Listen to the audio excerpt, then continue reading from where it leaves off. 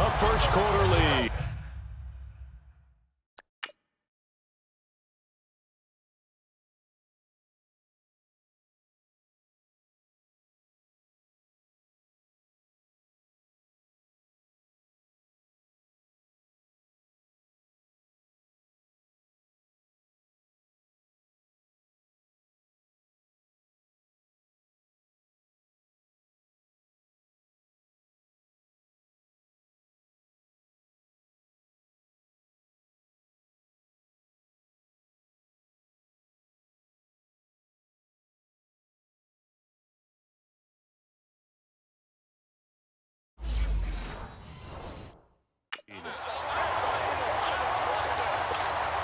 Harrison Butker is on for the extra point.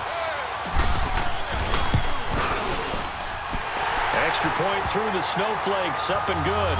And it's now a 7-0 game. So let's try this again. After the kick return TD, here's yet another kickoff. And this will be a touchback as that sails over the end line.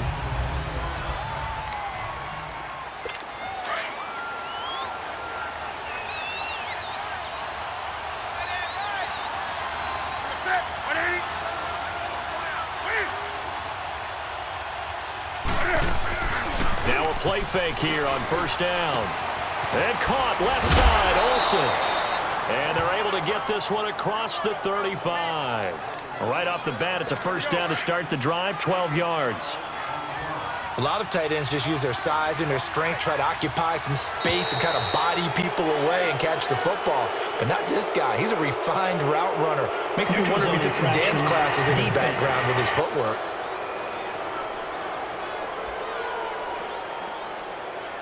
A free 5 yards as the defense jumps. I know it's an anticipation game for them, but it's also a reaction game, and they reacted poorly on that one.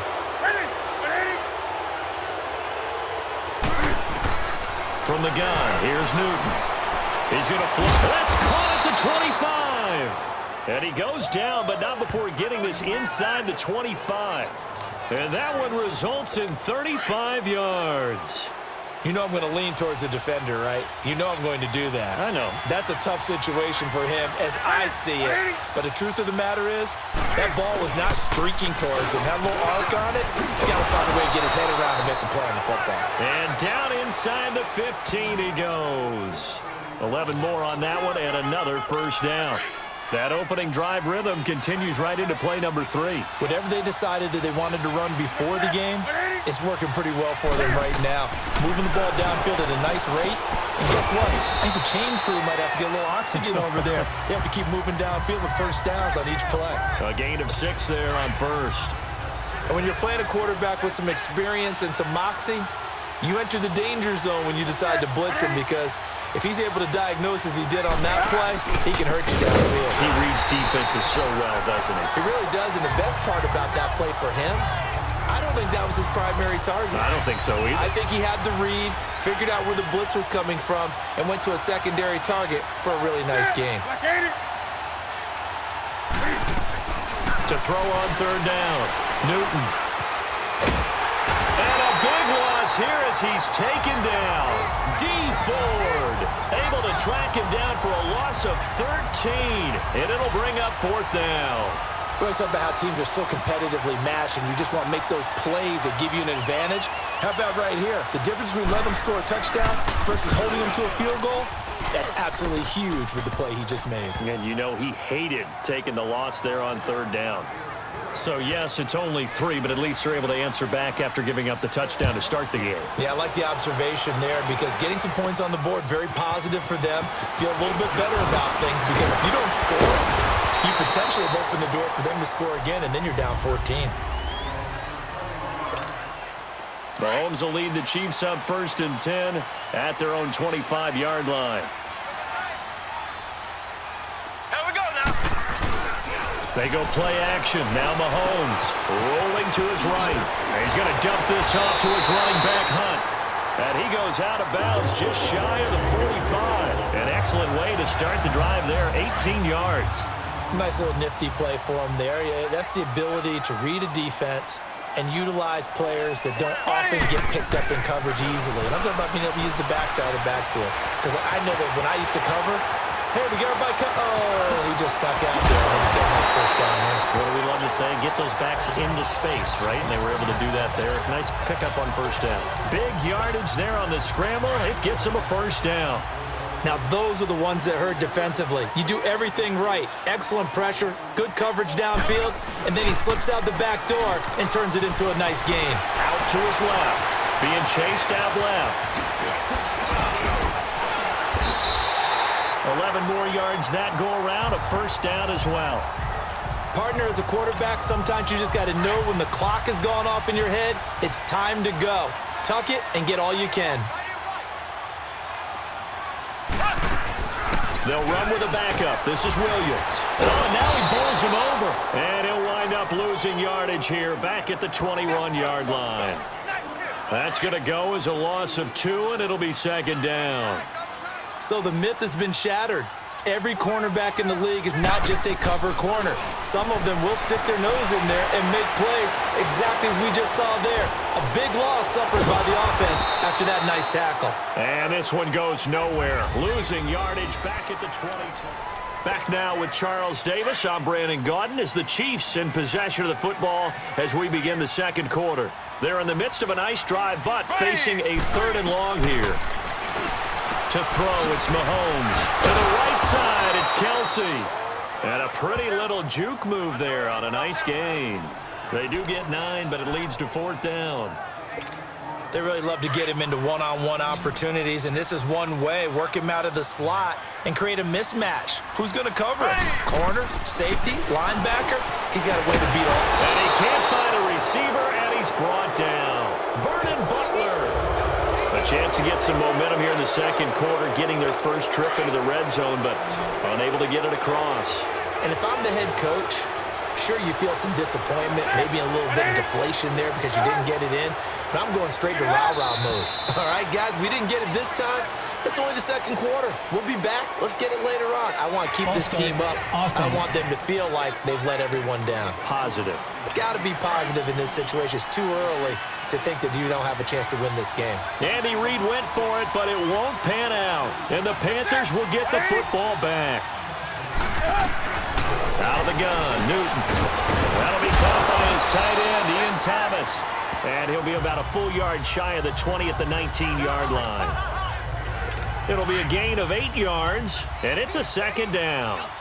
An ex-teammate used to tell me all the time, I hate experienced quarterbacks because no matter what, you really can't hide what you're doing. And I think that right there, he knew right away where the blitz was coming from, where his primary guy was going to be, and he ended up going to a secondary target for a nice game. I was just going to ask you, that wasn't the primary target. He's so good at that, isn't he? I think he knew right away that he wasn't going to get to his primary guy. I think he read that as soon as he got to the line of scrimmage, knew where the pressure was going to come from, and said, I know how to beat that, and that's what he did. Now the throw on 3rd down, knocked away and incomplete.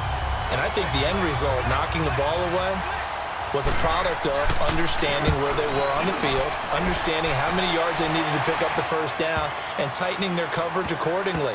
Gave them no gaps, no spaces, no real air in which to catch the football, and end up making a really nice play. The Chiefs offense now making their way back onto the field. And on the last drive, they were in field goal range. They just opted not to kick it, didn't get it. How does that change the mentality this go around? I don't think it changes much for the head coach because this is what he preaches all the time. Attack at all times in any spot on the field. And he likes touchdowns, not field goals. Now, your field goal kicker, you've got to make sure you nurse him through and say, okay, don't worry about it. When we need you, you've got to be ready to go. And the team, of course, loves to see points on the board. So let's see if it changes a little bit if they're in the same spot again. Yeah, we'll see what the decision is here if they get to that spot. And he'll toss this one incomplete. Seeing no options, he throws it away. I hope I don't sound too rah-rah on that one, but that's the exact right throw. Either your receiver gets it or no one gets it. Give him a lot of credit for being really precise with it. Got rid of it. No one got it. Here's Mahomes to throw. And this is going to be caught. He won the fight for the football. First catch there for Hill, and he's got a first down.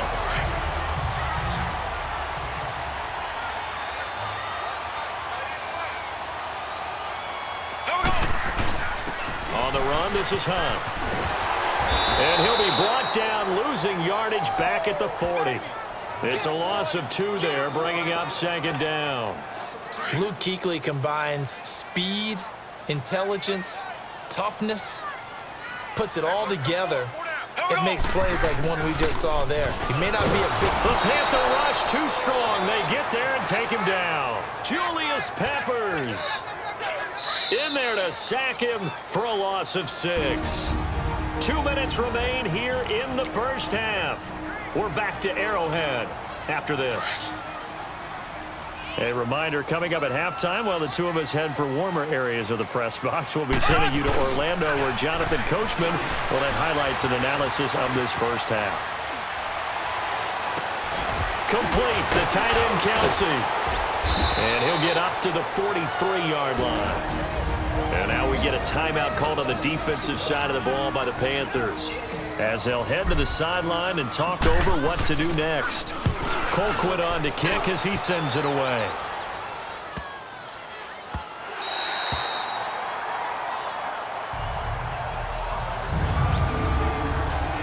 And the Panthers coming out now. They're going to have to go at least 50, 60 yards here if they want to ensure that they don't have to punt the ball like they did last time. Yeah, so what you're saying is we're not playing to just get out of the shadow of your own goal line, right? You're playing to make sure the punter doesn't see the field again. So it's not picking up a couple of first downs. You want to pick up 5 or 6 first downs and make sure you move the ball into their territory.